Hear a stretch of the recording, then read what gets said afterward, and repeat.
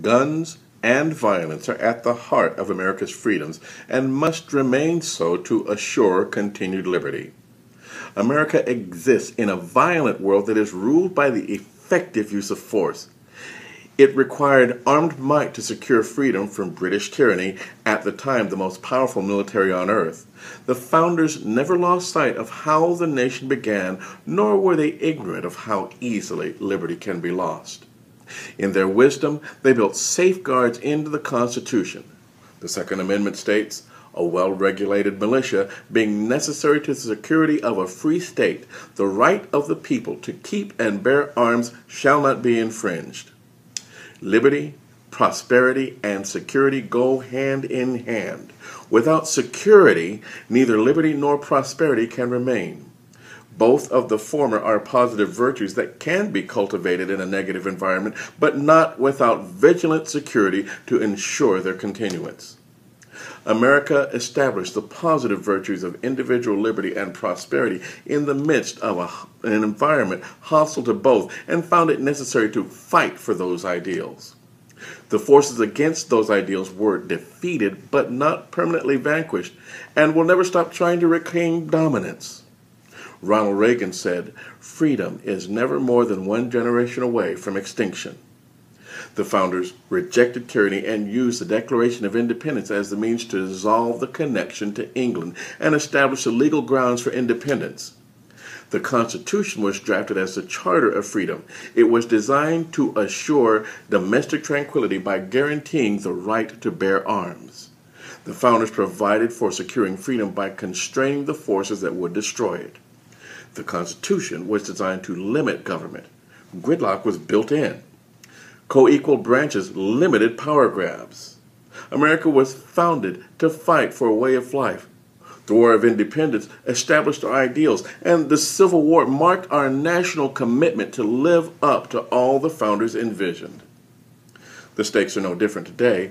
The war against firearms tests how we value what America means to us and to the world. We cannot take our tranquility or security for granted nationally or personally, for we will always have evil struggling against good. In the halls of power, corruption gnaws at our leaders. In our private lives, we still have crime. At the current homicide rate, roughly 1 in every 240 Americans will be murdered. A U.S. Justice Department study based on crime data from 1974 to 1985 found that 42% of Americans will be the victim of a completed violent crime, assault, robbery, rape, in the course of their lives. 83% of Americans will be the victim of an attempted or completed violent crime. 52% of Americans will be the victim of an attempted or completed violent crime more than once. A 1997 survey of more than 18,000 prison inmates found that among those serving time for a violent crime, 30% of state offenders and 35% of federal offenders carried a firearm when committing the crime. In 1976, Washington, D.C. City Council passed a law generally prohibiting residents from possessing handguns and requiring that all firearms in private homes be kept unloaded and rendered temporarily inoperable via disassembly or installation of a trigger lock. The law became operative in September 24, 1976. On June 26, 2008, the U.S. Supreme Court in a 5-4 ruling struck down this law as unconstitutional. During the years in which the D.C. handgun ban and trigger lock law was in effect, the Washington, D.C. murder rate averaged 73% higher than it was at the outset of the law, while the U.S. murder rate averaged 11% lower. Now we have Sandy Hook as the latest outrage against our children and our safety. Josh Sugarman, Executive Director of the Violence Policy Center and native of Newtown, Connecticut, states, "While America grieves over the tragedy of Newtown and searches for ways to prevent future mass shootings, for the National Shooting Sports Foundation, it's back to business as usual, putting a happy face on the weapons of war as it helps market to the general public, while ignoring the inevitable tragedies that result. By shutting out the news media, the NSSF hopes that what happens in Vegas stays in Vegas.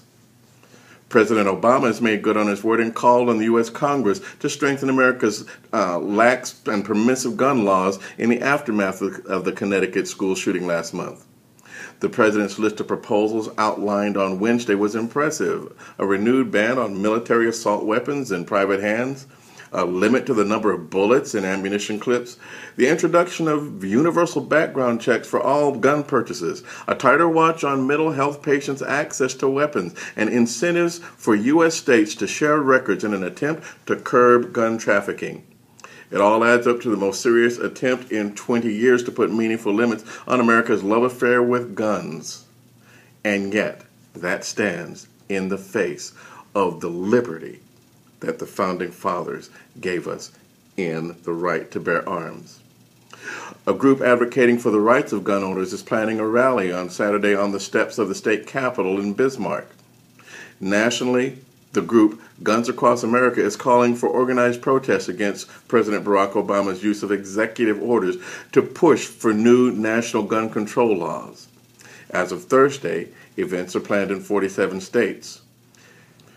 Nationally, the group Guns Across America is calling for organized protests against President Barack Obama's use of executive orders to push for new gun control laws. The Bismarck rally is organized by Andre Palmier of Fargo. Palmier said the rally is being promoted as a peaceful gathering. It's not as much a protest as it is an organization of like-minded individuals who believe in freedom, liberty, and the protection of the Second Amendment, Palmier said. Palmier said he and others believe that the president's use of executive action to restrict gun ownership is unconstitutional. America's freedoms and liberties have come at great cost. Violence at the point of a gun is the terrible price we have paid to give the world a shining city set on a hill as a beacon of possibility. There are people today who refuse to eat meat once they see how it is prepared. Our prosperity means we are spared the daily chore of hunting and preparing the foods we eat, so we take for granted the labor that goes into sustaining our lifestyles and the benefit we are afforded. The prosperity that places our foods neatly packaged, prepared, and presented so appetizingly on our tables is invisible to us, and we take it for granted that all the parts of the process are as pretty as the display at the grocery store or the portion we're served at the restaurant. We must never carelessly or lightly esteem those that bore the cost in honor, treasure, life, and limb, and brave the bloody battlefield so that American life can be served to us with all the pain and gore neatly hidden from sight. Their sacrifice is our price, and we must pay it forward to future generations. Bequeathing to them the same liberties we were handed is our reasonable and necessary price to pay. The Bible says the kingdom suffers violence, and the violent take it by force. Weapons are a necessary deterrent to determined adversaries. The founders knew that. The Constitution was their way of making sure we know it too.